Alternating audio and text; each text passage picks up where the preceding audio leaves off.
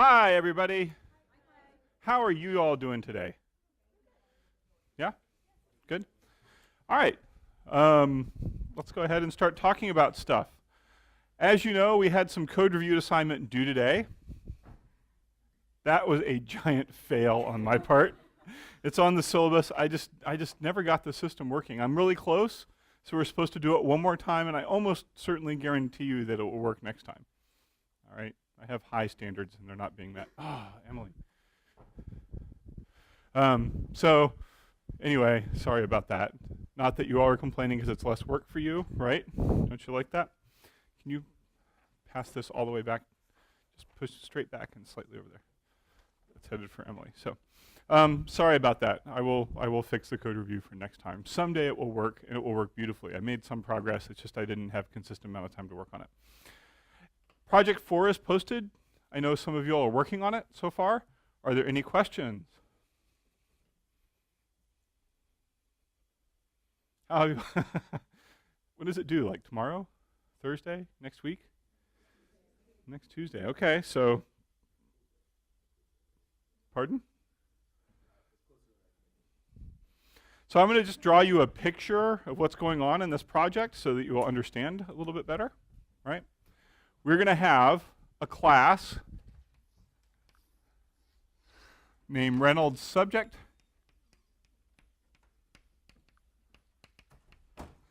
What is inside the Reynolds Subject class?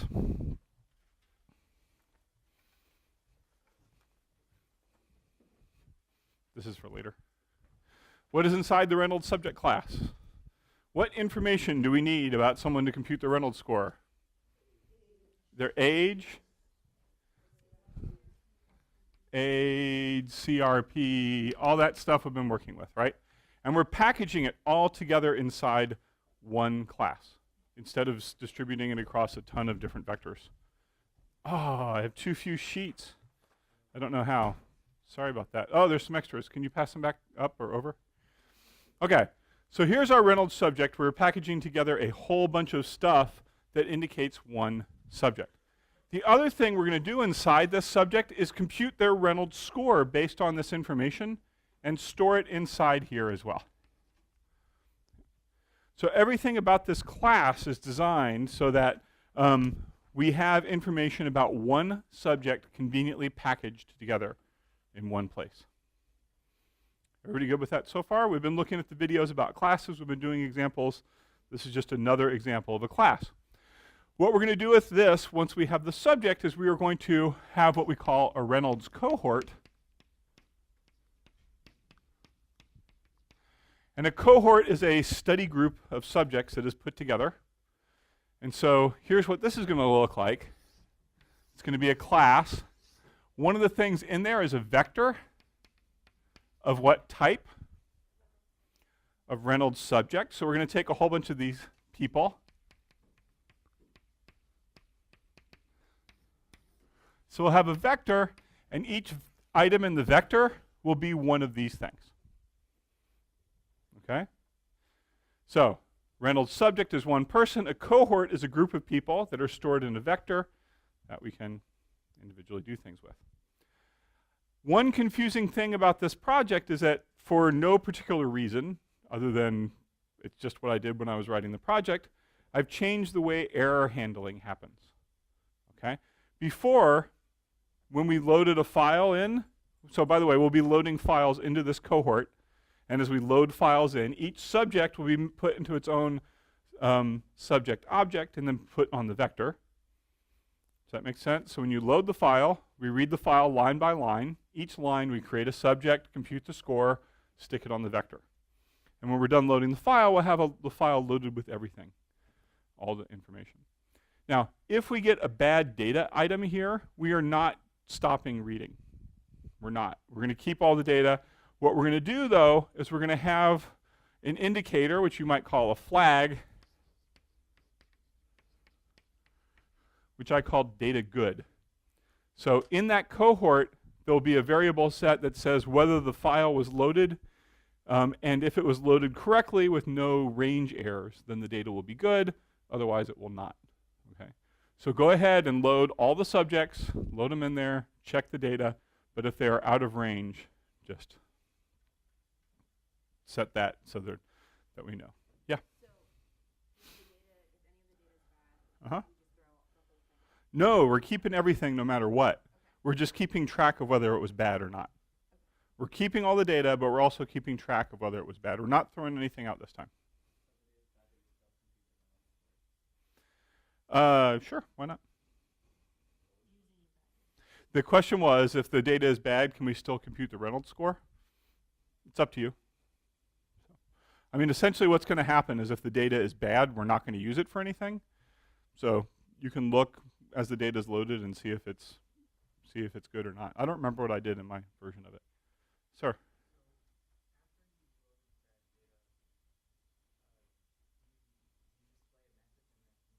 Mm-hmm.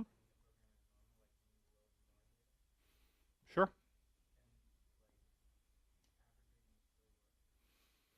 I mean, it'll work as well as, I mean, there's a saying in computer science, garbage in, garbage out. So our program execution is only, you don't have to keep holding your hand up. I'll get you in a second.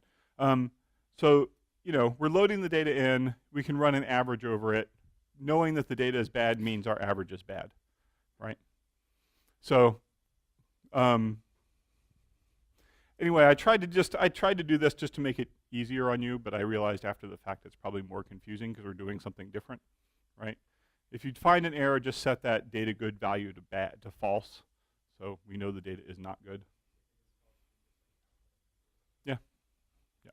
So if you run mine and give it some bad data, it'll say a subject was there and was bad. So. Sure. I just print out, I think mine prints out the line that like says this subject was bad, this subject ID was bad. Sure, why not? Try my program, feed some bad data into it and see what happens. Yes?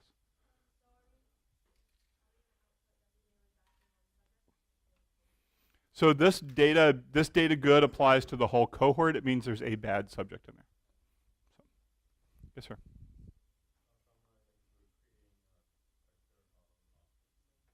Yep. We are creating a vector of Reynolds subject objects, and the Reynolds subject objects look like that. We've been doing this all along. Have we ever created a vector of strings? String is an object. So when we created the vector strings, we were creating a vector of objects. Vector will hold whatever you want to put in there. All right? Does this kind of help the design, understand the design a little bit? Does this raise more questions? I'm happy not to answer questions. Or two. I get paid either way. So.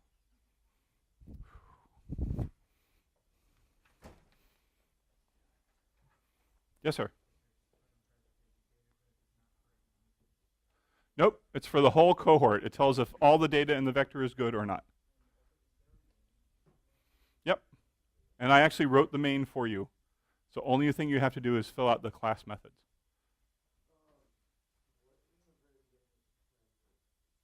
We'll get to that today.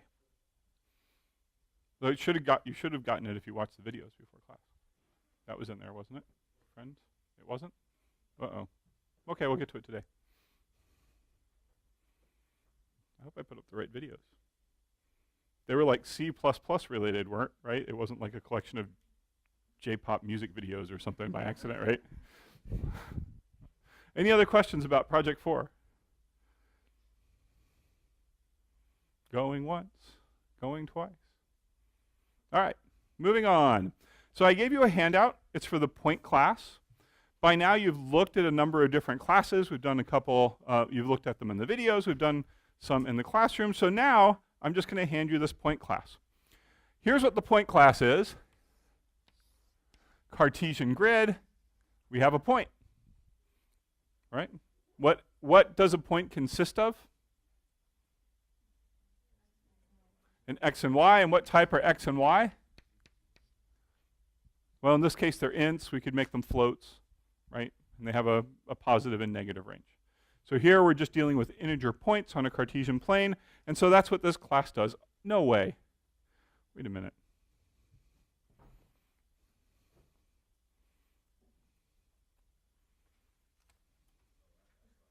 Ah, okay. Pass that over there. I printed out exactly the number of students, and I was thinking that somebody must be sneaking in here trying to get free education or something like that. So, all right, so take a look. Here's what I'm going to do is I'm going to hand out, we're going to be referring to this point class through a few different examples. And so I handed that out, and now I'm going to hand out like this, this main part. And I want you to take a few minutes and figure out what this program prints out.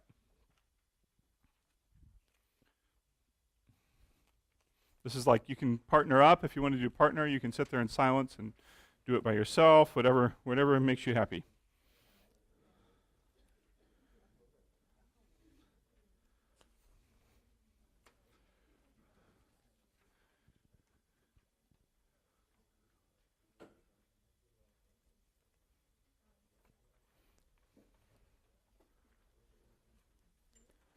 There should be an exactly number of students, sheets of students.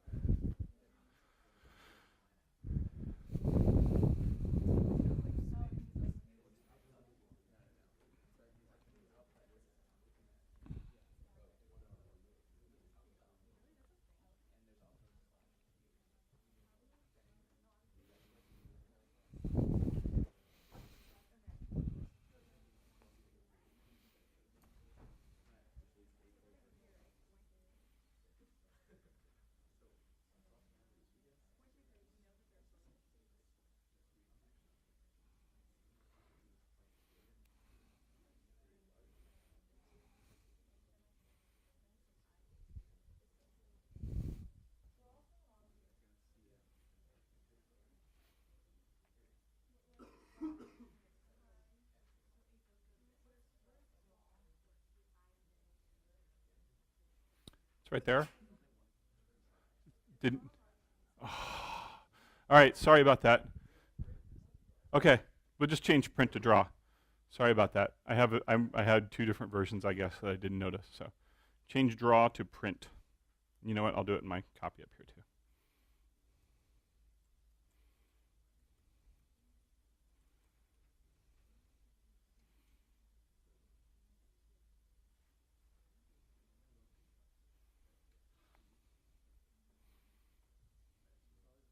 Huh. Yeah, actually, I gave you the wrong one. I printed out an old copy in PDF. The other thing that's missing, I'll just tell you really fast, is right here. We need an equal 0 default parameters in the constructor. Are they in there? Okay, sorry about that. File mix-up. I just printed out the old PDF instead of the correct one. There's no what? There's no default constructor? Is that what you said? Okay, no problem. That's why we have these zeros here. Add default parameters there. Yeah, they're not on the sheet. Sorry about that. I had a mix-up in my files. So change draw to print and change the parameters from int I, int j to int I equals 0, j equals 0. Okay, I'm waiting. That's fine. We'll see what happens. What do you think happens? You tell me what happens. Pardon? Yes, we have a destructor in there, but we're not really going to use it right now. So we'll use it later.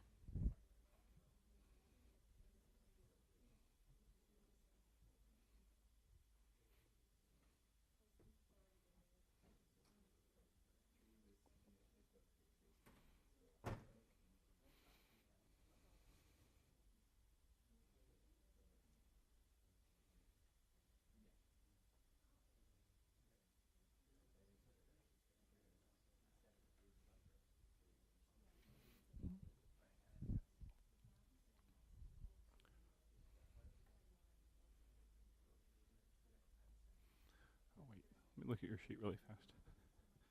Oh, you had the default parameters. Never mind. Sorry. Let me just make sure this still compiles. I probably broke it.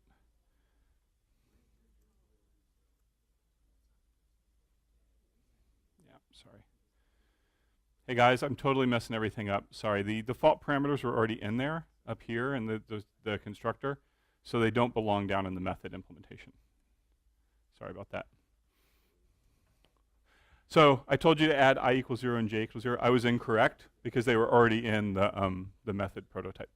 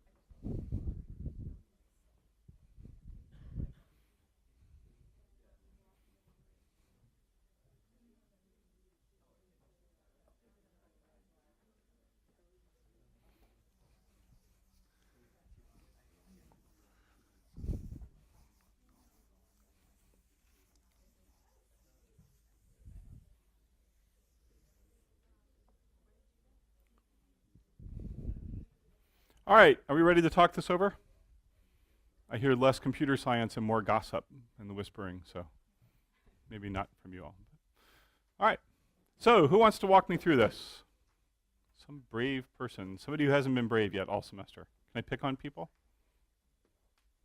Can I? How about Zoe? Do you want to walk us through this? Okay. Started at Maine.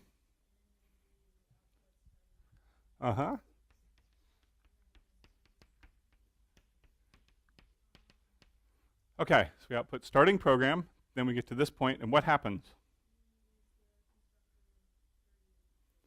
Yeah, so there's a point class. When we call a class, we automatically call the constructor. 3 and 3 get copied into I and j, and we output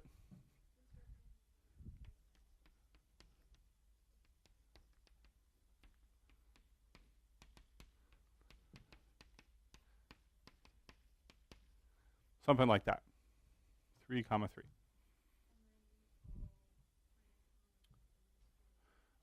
And what does that do? To print, which I don't have on the screen here because there's too much to show. So.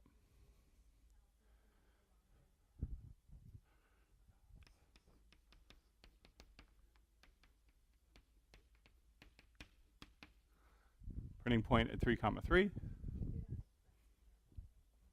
Oh, yeah, I don't care about the parentheses, but we'll put it around.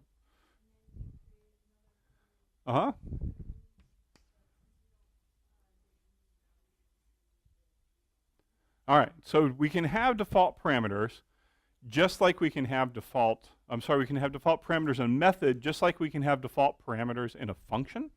So the compiler looks and it goes, q.print. It says, well, q is of class point. It says point q. Q is of class point. I need a constructor that takes no arguments.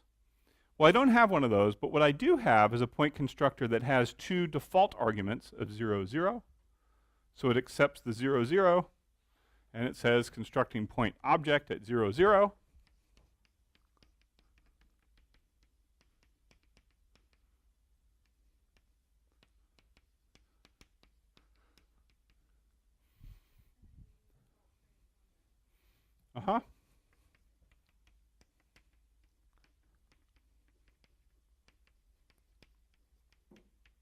And it prints out 0, 0.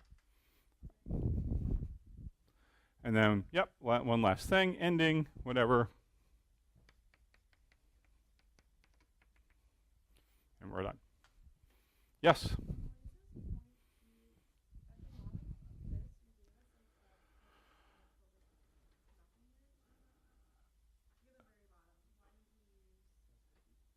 So right down here, there's this point with a tilde in front of it. It shows up right here. This is a deconstructor. It shows what happens when, so just like there's something that's called when the object gets created, there's a destructor that's called when the object goes away. And we haven't gone into detail about this yet because we haven't needed it, but we will see it, if not today, and probably not today, next class.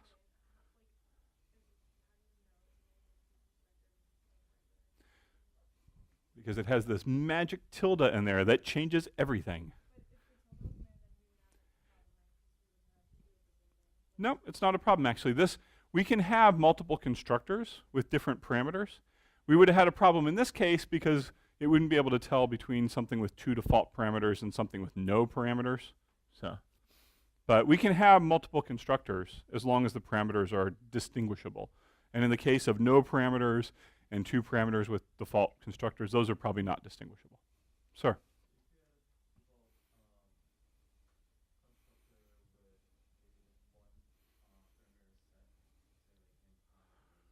Uh-huh.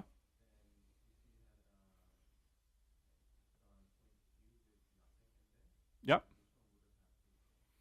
That's what I was saying. The compile. If we try and write another constructor, and we can just do this really fast if you want, we can create another constructor that has no parameters. Let me just re-indent the code here.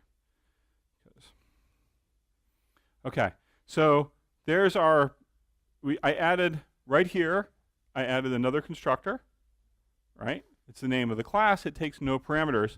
But if we try to actually, try to build this,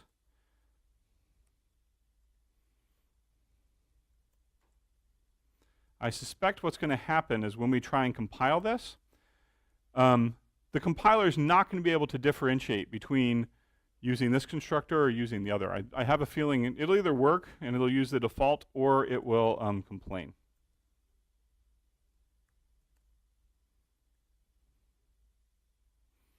So here it's saying that it cannot tell which to use because this one has 2 default parameters and this one has no parameters, and the compiler can't tell those apart. So does that answer your question? Okay, I don't really want to get bogged down in this, but the problem here is that we have default parameters for these 2, right? So if we call a constructor with no parameters, then the choices the compiler faces are either using the default parameters there, or using the other constructor that doesn't take a parameter, and it can't tell those 2 apart. And I don't care about this. This was just in response to a question, but it's something that can happen. All right. Oh, we're going down the rat hole, aren't we? Yes. We not for this program, but for Project 5 we will. So. All right, other questions? We'll talk about deconstructors later. I just kind of left it in there for now because I was hoping we could keep referring to this sheet different times later. How's everyone doing? Who's happy? Good. I'm happy too. It's a good day. A little bit cold out. All right. So here's what we have. So we have a couple of points. And what we'd like to be able to do now is this. I would like to add point P to point Q.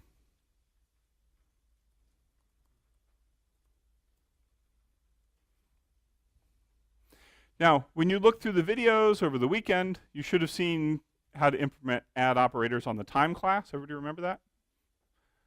Great. We're going to do exactly the same thing for this point class. So, who's going to tell me how to do that?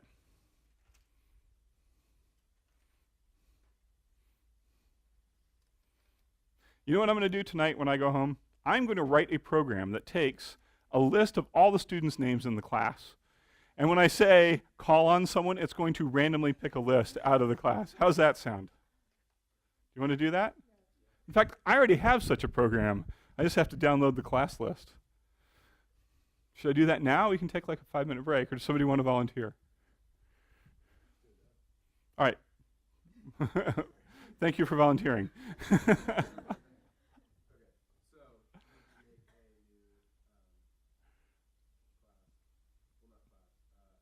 Method? Okay, what method do you want to have? Great. Here's what we're going to have is we're going to create a new method, and we're going to call it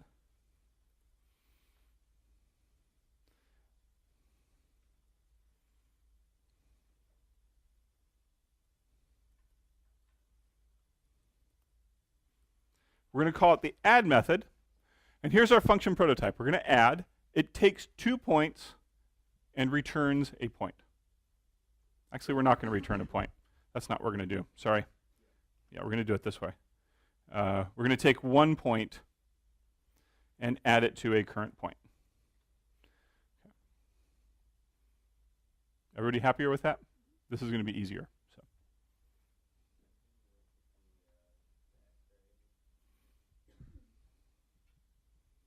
Okay, thank you. We'll call it point, I don't know, R. How's that? P? Point P sounds good. We're already using P in here? Somebody tell me a letter we're not using. We're using J. There's a J right there. Z. Z is fine. Point Z. I don't like answering your questions, but go ahead, because you always ask me strange things that only you are interested in. But go ahead. I'm not meaning to embarrass you, but go ahead. I reserve the right to defer your questions to another period.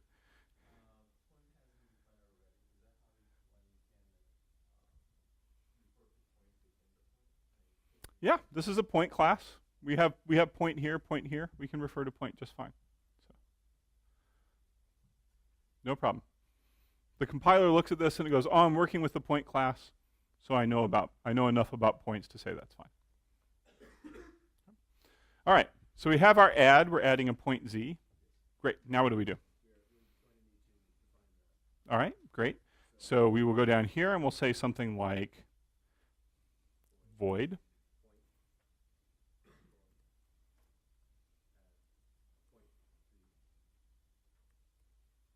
Great. Now what?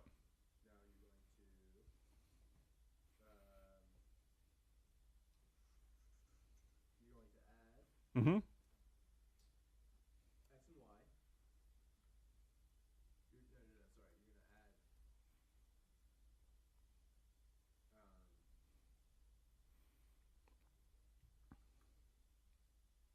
This is kind of a trick question, by the way, so don't feel that you're struggling because it's you. It's actually a little bit of a trick question. Anyone want to help him out? What do we do here?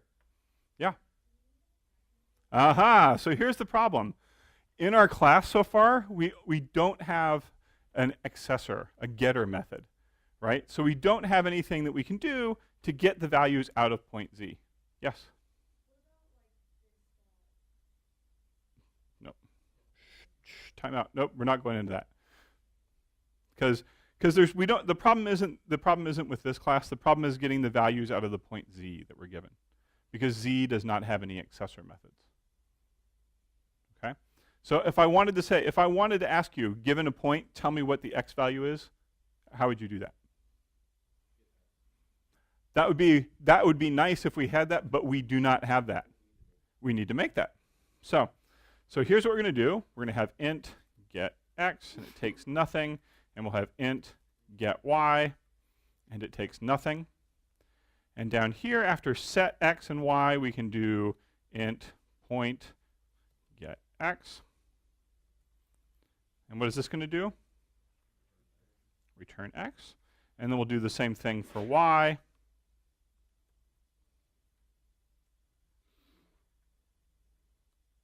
Okay. Whoops.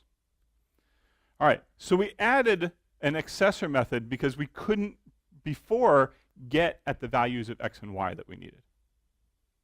Does that make sense? We just couldn't get at it. Okay. Now we can. Does that make your job of adding easier now? Okay. Tell me how to add then.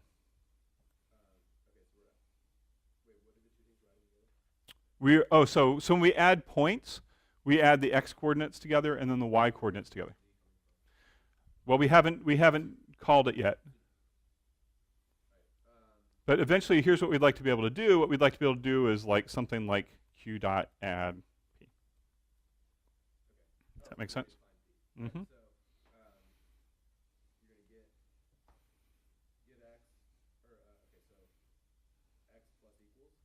x plus equals, yeah.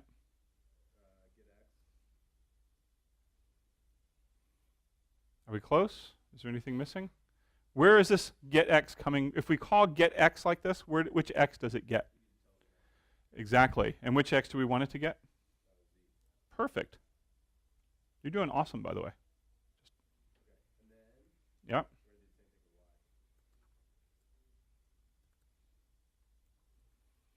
Okay. So here's what we've done. We've added these methods for get x and get y that allow us to, for a particular point object, get these separate values of x and y.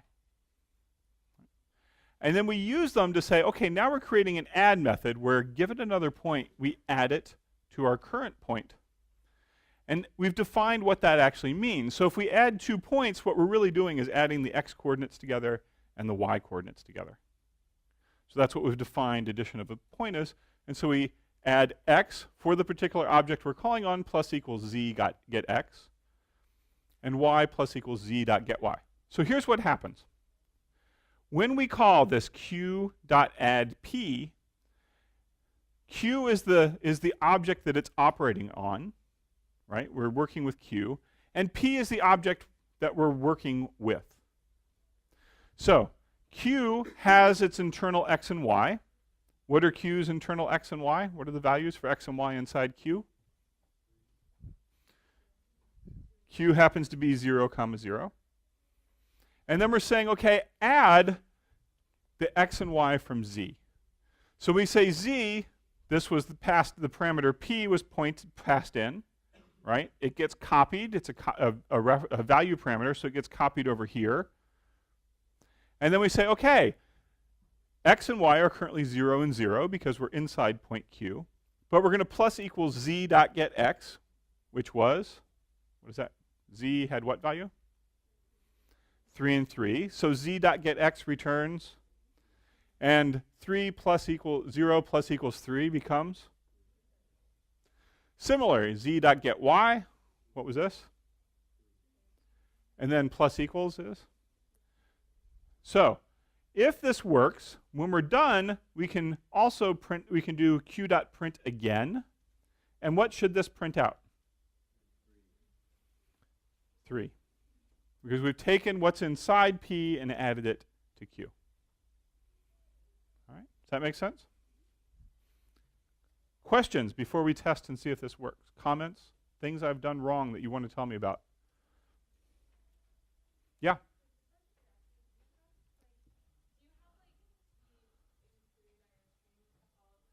Yes, it's all, yeah, I handed out the sheet with just the point class because we'll have different programs. Mine actually has all that stuff up at the top here. So, yeah. I just was trying to split it up because we'll probably do some more stuff with the point class someday. And if we do more stuff with the point class, I didn't want to have to like hand out a new sheet. I'm being environmentally friendly. How's that? Unlike my normal habit of poisoning trees. Yes?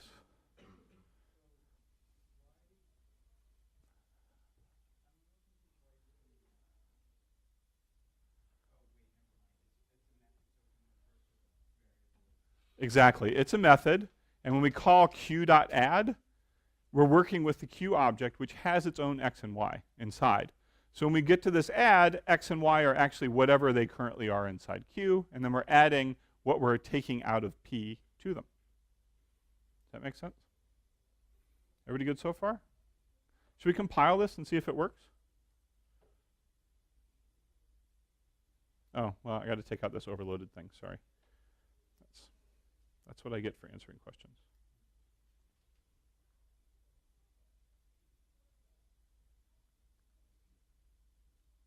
All right. So that compiled correctly. Let's run it and see what happens. All right, cool. So this is what we expected to happen. The thing that was done here is we added this printing point object 3.3. Actually, let's put a little message in here so we can see what's going on.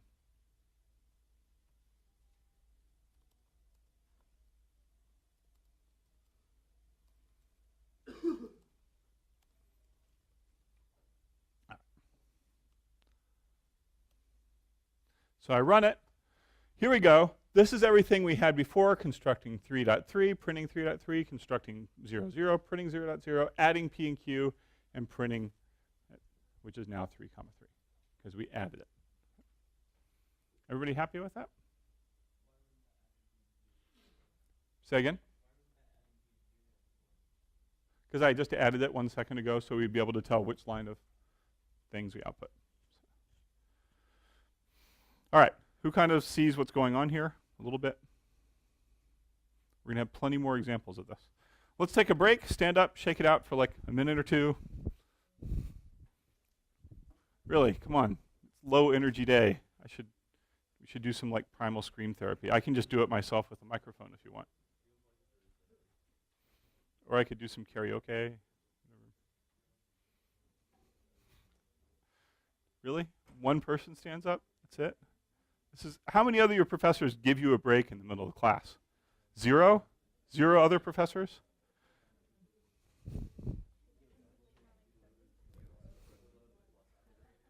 That's what we're going to do next.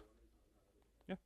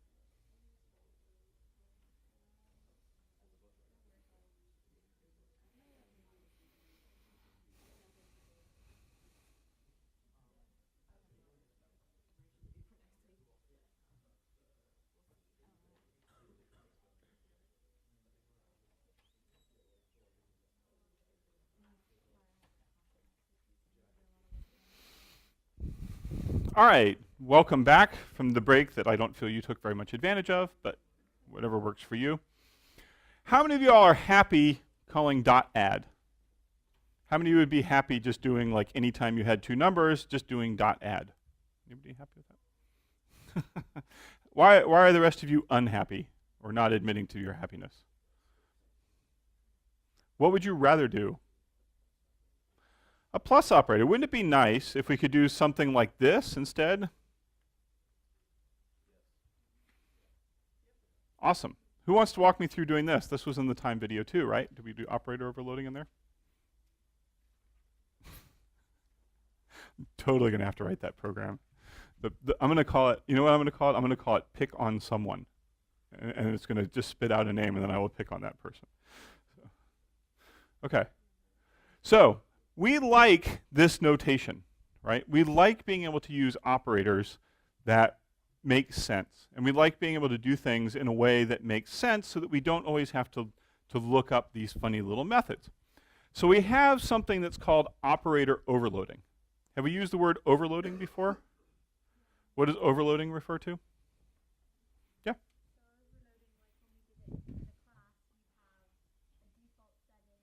Oh. Exactly. So overloading means to use the same name in multiple contexts. So we talked about overloading functions before, and we can tell the difference between overloaded functions by their name and parameter set. Well, we can overload operators as well. So for example, plus equal is an operator. And plus equal is going to do exactly the same thing as our add function, our add method, excuse me. So the functionality is going to be the same, but C++ allows us to define how the operator should work for a particular class. So our point class, by default, plus equal will not work. And please, I hope it doesn't work. So it says, I don't know what you're talking about for this plus equal operator because I know how to do it for ints, floats, I know how to do it for all those things, but I don't know how to do it for points. If you want to do it for points, you have to tell me how. So that's what we're going to do. Okay. So here's what we do. This should look somewhat familiar to you. We define what's going on by using this operator keyword. Operator is a special word for C++ that tells it we're trying to define how to use an operator. And the operator symbol we want to define follows immediately after the operator keyword with no spaces. Next, we tell it its parameters, which in this case are going to be a point. And here's what this is saying. We're going to have this operator plus equal. On the right side, there is going to be a point object. What is there going to be on the left side? Also a point object, but we don't need two, we just need one because we're going to be essentially referring to the point object that's right here. So this says plus equal point. This goes, plus equal. It's working on this point, and it's taking this point as input. Does that make sense? And we'll see in just a couple of minutes how we can do it with things on the right and left of the operator as well, but we'll start with plus equal because that's a little bit easier. Who would like to walk me through the plus equal sign? It's great how amazingly you all avoid eye contact when I ask that. So. All right, I'll just do it. How's that? Does that make it easier for you? All right, well, let's go and look and see where we did add. Because this is essentially going to be pretty much exactly the same thing. We say void operator plus equals, and we take a point, I don't know, z. Does z work for you all? And what goes inside here? Pardon? We're still going to have to get the values out of z, and what are we going to do with them? That's a good question.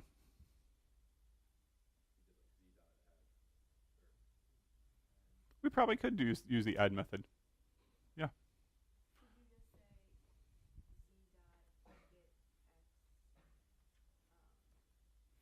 I actually suspect this will work. I've never thought to do it this way before, but the other way we could do it would just be to have exactly the same code in here, like that. But since we have the method, we could probably do that too. So let's try it this way first. The functionality is going to be exactly the same. Yes, ma'am. Oh, I definitely do. Thank you. Thank you very much. I forgot. Yes. Because now we're defining what it does for this particular operator. Thank you for reminding me on that. The compiler would have told me that in just 1 second. So the plus equal operator works exactly the same way as the add operator, but now we have the ability to make these symbols that we use commonly for different things work in exactly the way we expect them to. Does that make sense? So let's see if this works or not. I'm just going to compile. It compiles correctly. Now let's go down here, and let's say we're going to add some stuff again.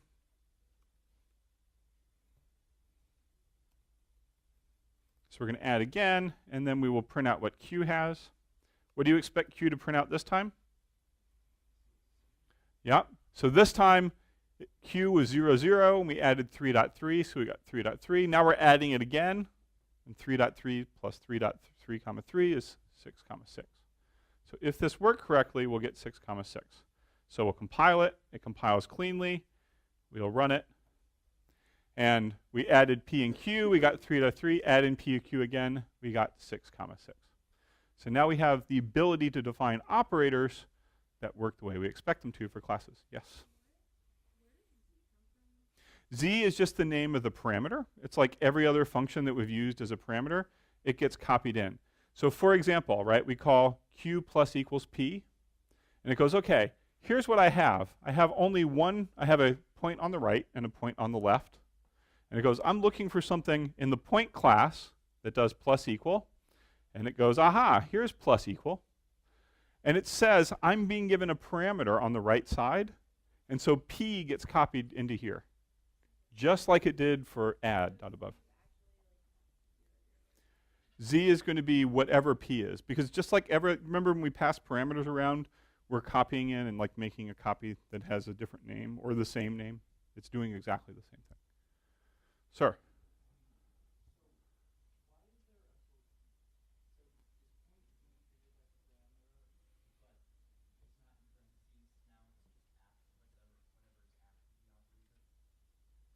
Yes, this is what we're saying. What we're saying is that this operator takes parameters. In this case, it only takes one. And because it only takes one, it's assumed to be the one on the right. And that it's going to operate, the thing on the left is going to be whatever object you're working with.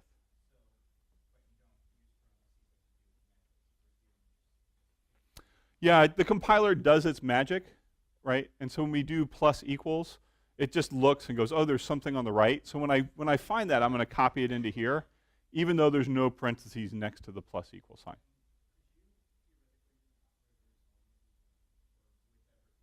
Yeah. Yeah, I don't know if there's a limit on the length, but yes, you could create whatever crazy operator you enjoyed. Yes? Okay, but here's the deal. Operator overloading. What is that saying from Spider-Man? With great power comes great responsibility, right? Operator overloading is incredibly powerful, and it's also incredibly dangerous. It is like, you know, having a chainsaw. You can do amazing things with it, but you might also hurt people with it if you're not careful. So what if I define the plus equal operator instead of, like, you know, adding z and y to completely delete everything on the hard disk? Could I do that? Yes, I could. Okay? You can define these operators to do whatever you want. Whatever you want. So it's up to you to make sure that the way you use them is consistent with how people expect them to work. It would be horrible if you did, like, you know, q plus equal p, and then all of a sudden your computer died and all your data was gone. Right? You could use this for evil if you wanted. But we're not going to do that, right? Because we're good people, and we're going to try and make sure that whatever symbol we're using makes sense. So could we define this? Could we make this operator A? Yes, if we wanted to. But do we want to? No, because we're good people. Okay, so we want to make sure these things are consistent with how the way things work. Okay, does that make sense? I mean, operators are just, the thing about operators is that, I mean, you could do this with any method, right? Add could delete the hard drive or something like that. But people think a little bit more about the name of something than they do the operator. Like, the operators kind of have like a lot of more embedded meaning to us as people. So you got to be nice with your operators. All right. Other questions? Yeah, and actually, I'm not sure that all languages have operator overloading. That's kind of the thing. So. Okay. Everybody happy with doing plus equals? Yes? Sure. So, yeah, I think it would work. I never thought to do it that way, but I suspect it was. So here's what I'm going to do. I'm going to comment this out, and I'm just going to say add, like that. And here's what happens is when you just say add, the compiler automatically assumes you're working on the particular object. So it'll be like add, oh, I got to put z in there. And it'll be like, oh, instead of doing this, call this method, and we got something to z, so we'll pass this z into that one, and then those things will happen. And I'm pretty sure that's going to work. Yep, that worked too. So that's kind of like, do you remember how I showed you in the constructors how you can call things in the constructors to set? You can call the methods inside there. You can call local methods inside any other functions. So this is exactly the same thing. In fact, this is kind of a nicer way to do it, I think. I like the add better, but I'll just leave it like that. Yeah?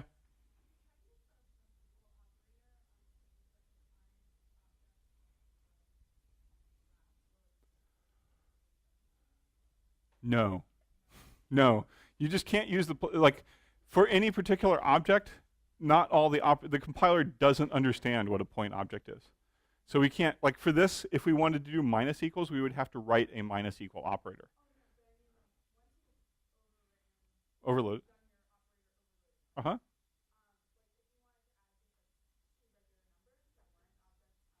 It'll still work. Yes. Overloading the operator adds functionality. It does not take away any of the old functionality. So it adds the ability to use plus equal between 2-point objects, but it doesn't take away plus equal from something else. Okay. Well, the way we've written it, it doesn't. Okay. If we want, and anyway, you can do anything you want. You can do horrible things, right? Like inside this plus equal operator, we could write code that would take away the ability to do other stuff if we wanted, but we don't want to do that. It can be completely crazy if you want it to, but we don't want to do that. Okay, who's happy? Great. Now let's do one other thing. How about this? Say we wanted to do a new point. Down here we wanted to say, okay, point, I don't know, it goes with Q and P, W, R, elemental P, Q, R, right? Yeah, I'm going to use R then. All right, point R equals Q plus P. So now we're creating a new point, and we're setting it equal to the sum of the old points. Does this make sense? Great. Does the compiler know how to do this? Why not? Because we have not yet defined what plus means for Q plus P. All right? So let's go ahead and tell the compiler what plus means. So here's what we're going to have. We're going to have a point, because that's what we're returning. The operator is going to be equals, and it's going to take 2 points as parameters. Z and, doesn't matter. We don't have to give it the name there, but we can if we want. So here's what this is going to say. It would help if I had a semicolon on the last line. I don't know why I don't. Here's what we're going to say. We're going to have an operator that's a plus sign. There's going to be a point object on the left of the operator. There's going to be a point object on the right side of the operator. And the whole operation is going to return a point. So before we had plus equal and we only had one parameter. If you have one parameter, it assumes that's what's on the right side. The right side. And then it's operating, the left side is going to be whatever object it is. Now we're saying this, recognize the plus sign because it has points on either side. And when you're done, return a point object. Sir?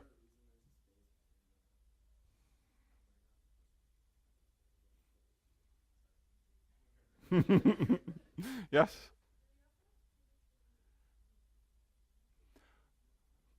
We can do it with the assignment operator next if you like. We can check and see if it works. Yes, sir? Can't have 3 parameters. Cannot. Because it's an operator. 1 plus 2, 2 plus 3. Because you're going to have something on the left and something on the right. Yep.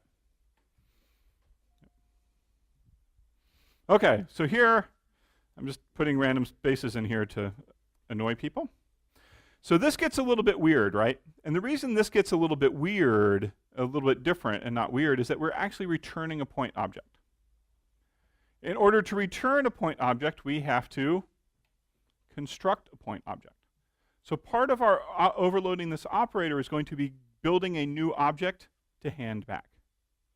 Does that make sense? So we're going to have to create something new here.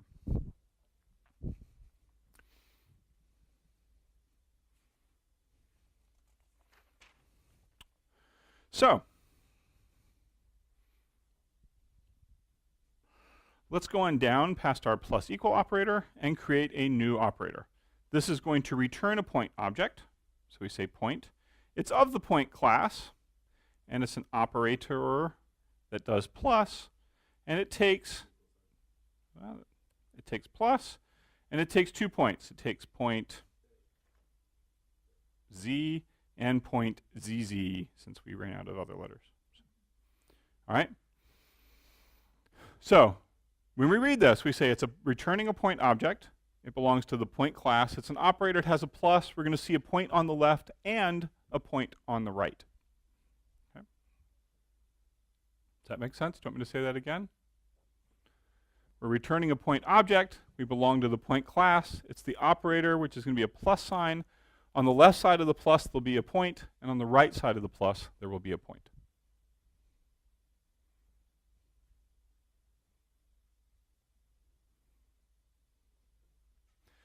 Oops, hang on a sec. I think I might be doing this wrong. Let me just. Yes, sorry, I screwed this up. We only need 1 point in this. There's other things you need 2 points for. I apologize. That's what I get for getting ahead of my notes.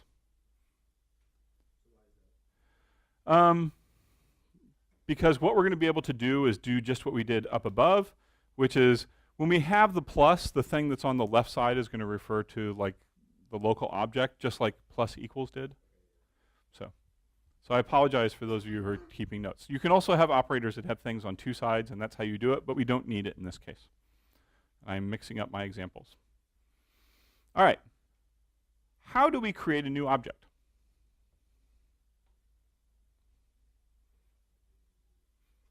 You call the constructor, right? So here's what we're going to do. We're going to return a point. Man, you all are getting fast. We're going to return a point. What values is that point going to have?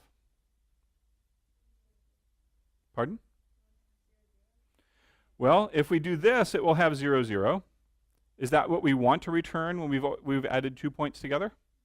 No. If we just did this, we return a point that is 0, 0. So we have to put some values in here so we get the right values. Yeah?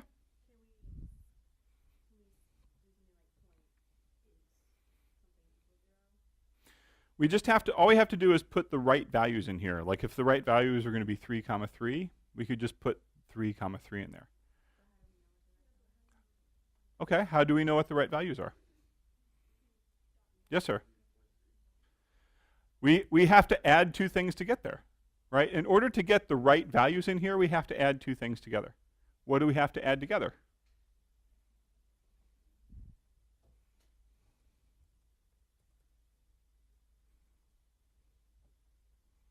Oh, sorry, that's wrong. So here's our x value, and here's our y value.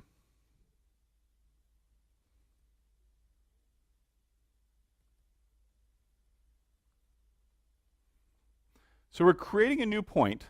The x value of this new point is determined by our x value plus the one we get from this parameter. Our y value is determined by the y value plus the one we take out of that parameter. And we create a new point out of those.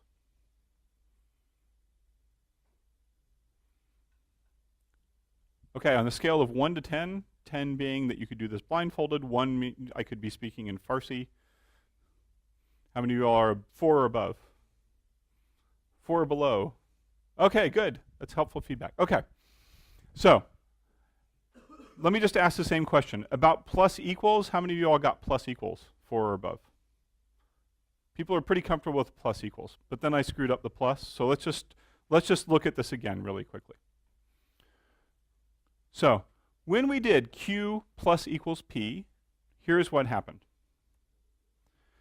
We did q plus equals p right here, and we looked at this operator plus equals. And what we said was that what we're going to do is take, from q, we're going to take the internal values for here, so x and y are the x and y values of q. Everybody followed that, right? And we're going to say for this new point z, we're going to get x and y out of those and then add them. And that's how we did plus equals. Was that a good summary?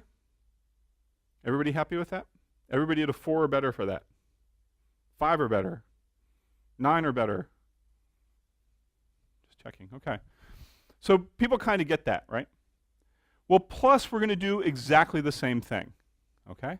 Plus we're going to do exactly the same thing. And you know what? I'm going to rewrite this. I'm going to create 2 variables, new point x and new point y.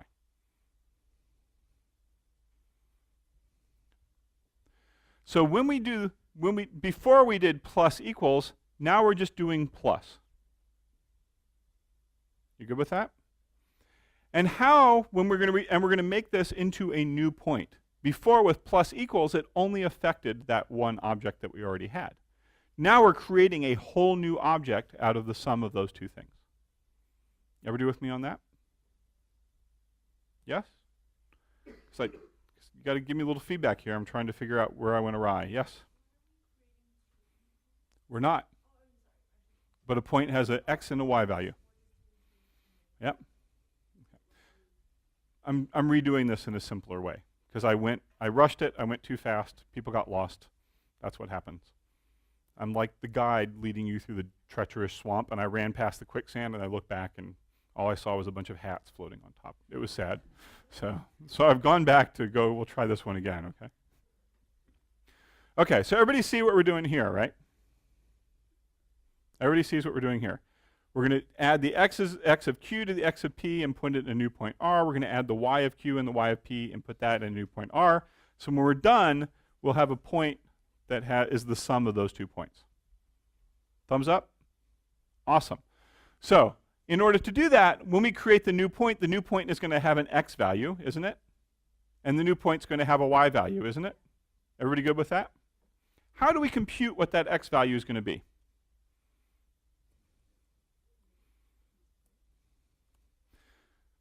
We're going to use get, and which one do we have to get?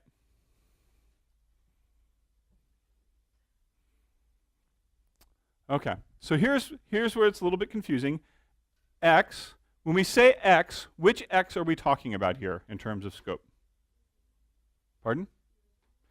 Yeah, so here when we called q plus p, here's what happens, is the compiler looks and goes, oh, there's a plus. The thing on the left here is this q. This is the thing I'm working with. P is this thing that's getting copied into this parameter, point z over here.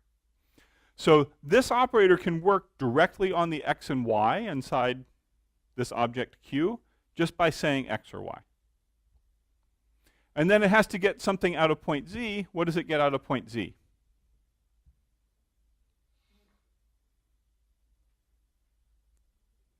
It has to get the x coordinate. And how does it do that? You know, you're doing great. Plus z. Perfect, exactly. So our the new point we're making is going to have an x coordinate that's equal to x plus z dot get x. Everybody kind of see that? And where is it getting this x from? From where? From point q. Why? Why is it getting it from point q? Because it's what we're operating on because it's on the left side of the plus. Okay? Yes, the operator is allowed to access the variables that are on the left side. Everybody good with that? What do we do for y?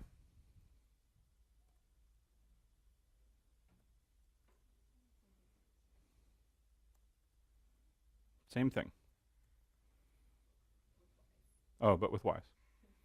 Okay, same thing but with y's. Same thing with y's. So great, now we have a new point x and a new point y. How do we make a new object with these?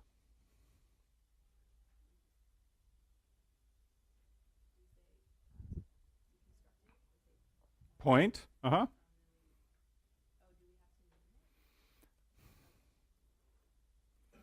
Do we have to name this point?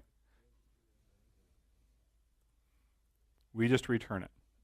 We're building a new point with these values, and we're returning it so it will get captured in this point r over here. Yes?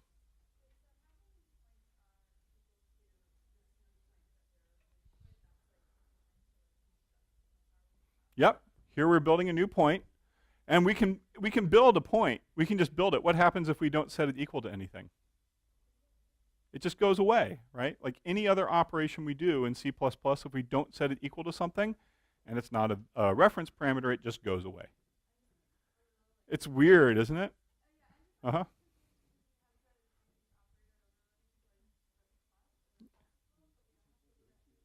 We do have to do it for equals. Okay. I take that back. We don't have to do it for equals in this case. You're absolutely right. We don't have to do it for assignment. Sorry, when you said equals, I was assuming you meant equals, like comparison. Sorry about that. For assignment, we do not have to overload it. For comparison, we do. Sorry about misleading you. Yes?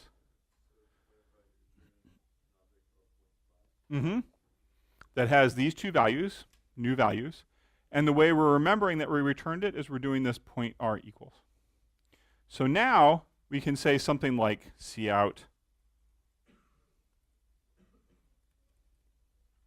printing r.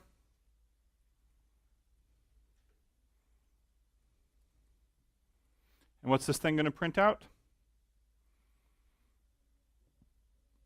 What r value is going to be? It's going to be like 12, 12, because we keep progressively adding things up here. So let's compile that and see if it works. It does. Let's run it. Oh, 9.9, sorry. We weren't doubling. So we started r, and now we have another point r. 9.9. Okay. Everybody kind of with me on this? Kind of, sort of? How many of you are with me conceptually? How many of you are with me mechanically, meaning you could sit down and write this? Now you're going to have some practice at that. All right. So everybody kind of see that. There's one more thing I want to get to. So how many of y'all like calling this r.print? Anybody like calling r.print? How many would you like to do this instead?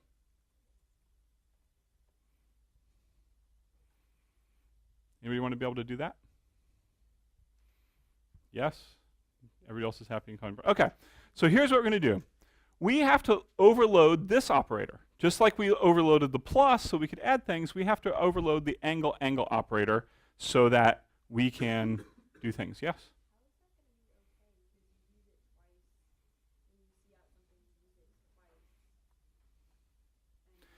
Because this operates on the next thing. So it'll say, oh, I'm operating on a point object, I'm operating on whatever endl is. So the angle already looks at the thing to the right and it knows what type it is and tries to output it. Does that make sense? So if we try to compile this program now that I've added that, it's going to be like, I have no idea what you're talking about, and it'll spew out pages and pages, but here's really what it is. The first thing is like, I don't know how to output R. So we have to overload the angle operator for R. Let's get up my notes really fast here.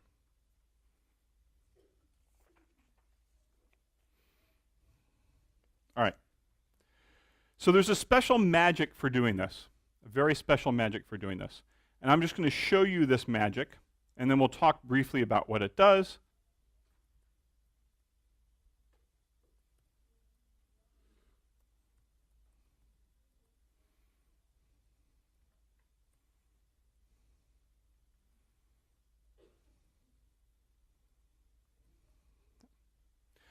So this is a special magic. Notice it's declared outside. It's declared before public or before private.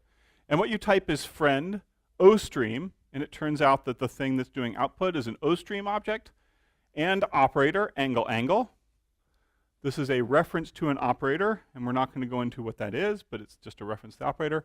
On the left-hand side, we're going to have an OStream object, which is going to be something like cout.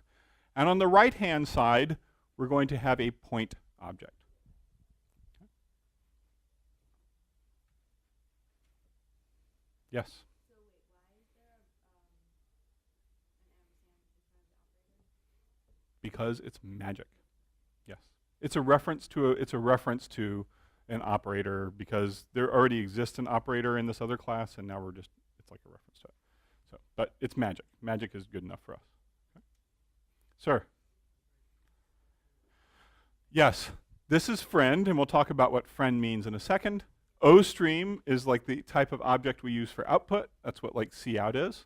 And operator angle means we are redefining the angle operator to work with an OStream object on the left, like cout, and a point object on the right. All right. Does that kind of make sense? Then, just like we've defined that before, now we actually have to write the method. But there's one thing about this. The method does not belong to the point class. It belongs to the OStream class. So it returns an OStream, and we have an ampersand operator, angle, OStream, and output, comma, point P. Or do you want to use Z again? Use Z, since that's what we've been using. And here's what we say. We say output angle, angle, quote, parentheses, x, quote, comma, angle, angle, y, quote, oops, I forgot, z dot x and z dot y. And that's probably all we need, right? Just like that.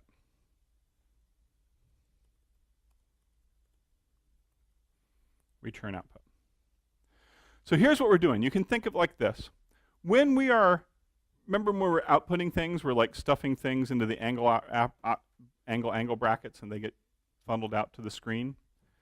Well, here's what we're doing. We're taking this output thing right here, output, and we're shoving everything into output.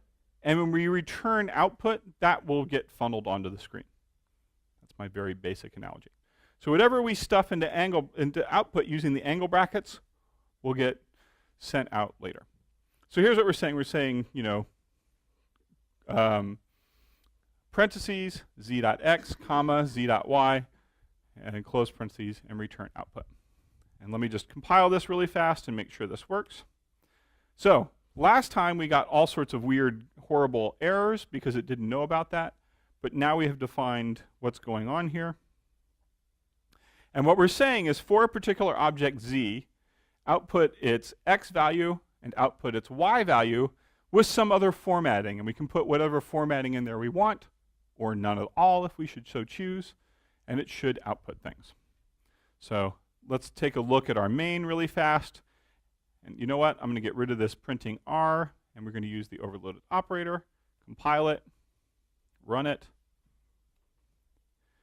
And here it says printing R, and it used our overloaded operator to print things out. Does that make sense? Now let me ask you one quick question. We're outputting this thing R, and here it's being passed as a parameter, as point z. And we're looking at z.x and z.y. How are we able to access x and y directly? Because remember, in the other stuff we were doing up here, we had to say get x and get y. Do you see the difference there? Here we're just saying .x, which is look in object z and find its x variable. This one's look in object z and find its y variable, and use those directly. Whereas up here we had to say get x and get y, or it would not have worked. Why is that? It's because up here at the top, we used friend. We used the keyword friend. And does anybody know what friend means? In C++, friends let friends see their private parts. And so what's happening down here in C++ is that because it's a friend, it can access the private parts directly without having to use the accessors. By the way, that's like that's my favorite thing I get to say all semester in this class. So. Sir? You could, but it's bad. Friends, using friend like this is a little bit of a hack. And it's something that was added because there are certain circumstances where you want access to the private parts. But what's happening is that point here is getting to say who gets access to its private parts, right? Whereas if everything was a friend, then anybody could look at your private parts.